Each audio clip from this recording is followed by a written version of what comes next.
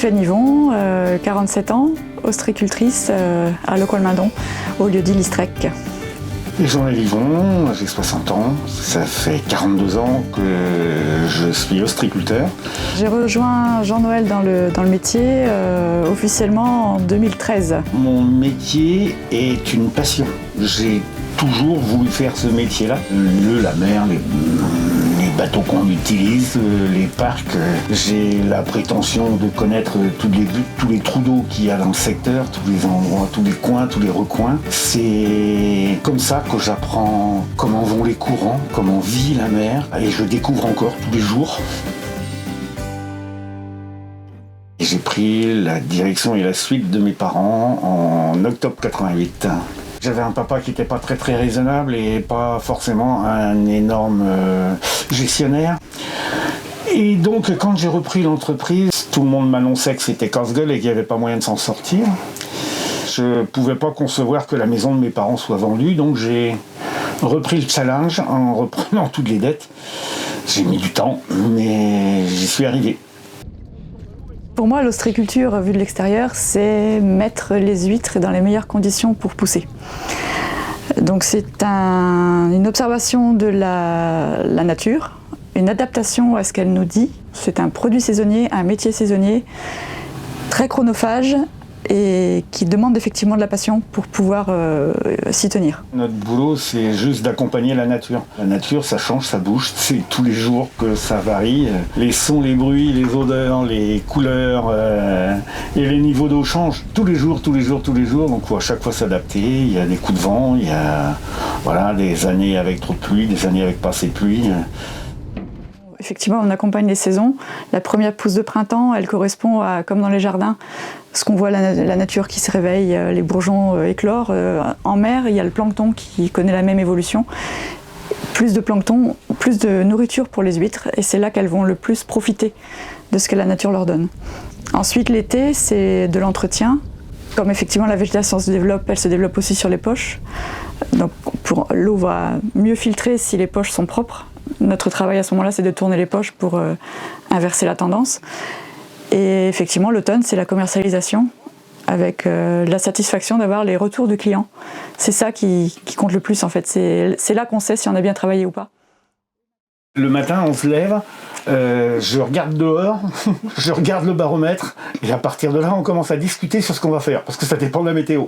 Ici, on est sur un secteur géographique très particulier, l'Aria d'Etel. Il y a des jours où la mer descend, il y a des jours où la mer ne descend pas, et ça dépend pas que du coefficient de marée, ça dépend de la météo.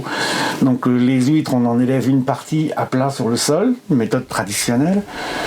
Une partie en surélevé, principalement les jeunes, pour les préserver des prédateurs. Et voilà, on va évoluer en fonction de ça. Et puis, une fois qu'on a décidé le travail du matin, c'est le téléphone qui régulièrement, ou les mails, qui vont nous dire finalement non, on va emballer des huîtres parce qu'il faut en envoyer pour machin à tel endroit. Donc après... Il faut qu'on se débrouille parce qu'il y a l'heure de la marée, mais c'est pas la même heure par rapport aux transporteurs. Donc on passe notre temps à jouer là-dessus, même si c'est dur. Puis en même temps, quand on regarde par la fenêtre, le bureau est pas mal quand même, quoi. Moi, j'aime ce métier d'abord parce que j'aimais l'ostréiculteur, donc j'ai découvert le métier avec. C'est un métier qui me rappelle tous les jours ma place dans le monde, dans la nature, et à quel point elle est importante. Et à quel point on est complètement dépendant d'elle. Je n'ai pas forcément été fier toute ma carrière de la qualité de ce que j'ai produit. J'ai bossé un certain nombre d'années, principalement au départ, dans une urgence, et il fallait tout faire vite, il fallait tout rentabiliser, j'avais trop de dettes à court terme. Il fallait produire, il fallait vendre, on faisait les marchés le week-end. Je commençais donc ma semaine le 15 septembre et je la terminais le 15 mai. C'était une vie un petit peu de fou.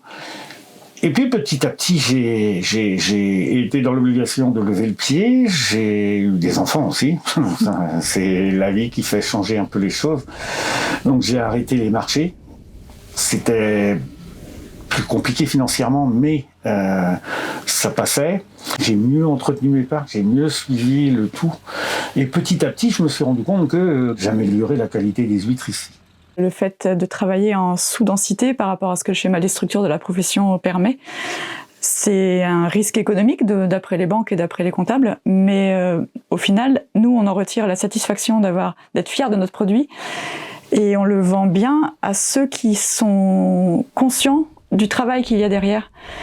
Il y a toute une mise en avant de la valeur du travail, du savoir-faire qui compte plus que du nombre ou du chiffre qu'on va faire derrière en fait.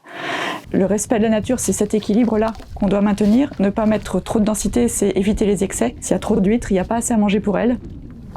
Parce qu'on ne multiplie pas le plancton en fonction du nombre d'huîtres qui se trouvent dans le milieu. Jusqu'ici, ce métier-là était un métier de transmission familiale. On était ostréiculteur de père en fils ou de père en fille. Peu d'ostréiculteurs ici dans la rivière ont des repreneurs familiaux. De plus en plus de ces repreneurs viennent de l'extérieur. Et ces gens-là sont souvent issus, viennent de l'école, sont allés, ont pris des cours qui ne correspondent pas forcément à la réalité. Il y en a d'autres que j'ai rencontrés moi en formation qui venaient d'un autre métier, une reconversion professionnelle, comme un retour à la nature, nécessité de quitter un métier trop stressant ou trop citadin. Et la confrontation à ce qu'est ce milieu et ce métier est parfois un peu brutale parce que il y a des choses contre lesquelles on ne peut rien. Et là, on ne maîtrise pas ce métier, on ne maîtrise absolument pas tout. Et on peut faire ce qu'on peut, mais c'est pas l'école qui va tout apprendre.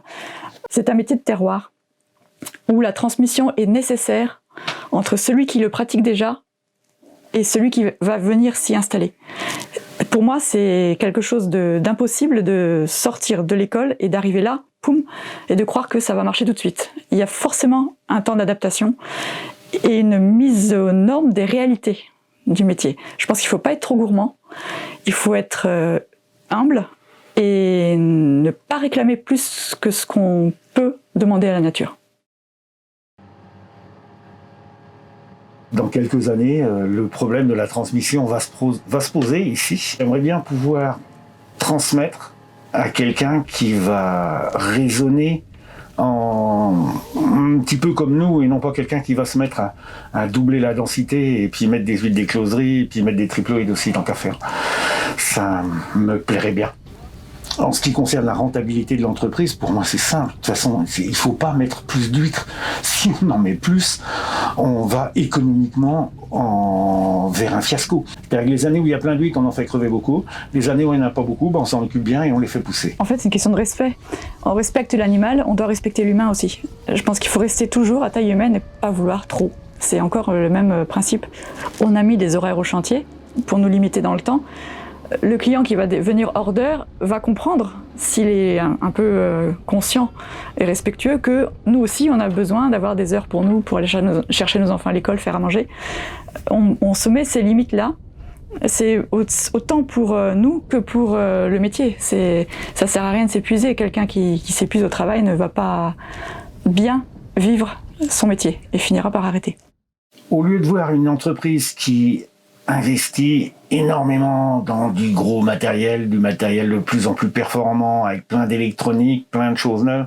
Non, ici, on a des vieux clous, on rentabilise, on répare, on cherche à jeter le moins possible. Ça permet d'avoir moins d'investissements lourds. On n'est pas obligé de produire au maximum pour pouvoir rembourser cet investissement. C'est toute une philosophie qu'il y a autour de la production et c'est exactement la même philosophie qu'il y a dans les productions agricoles.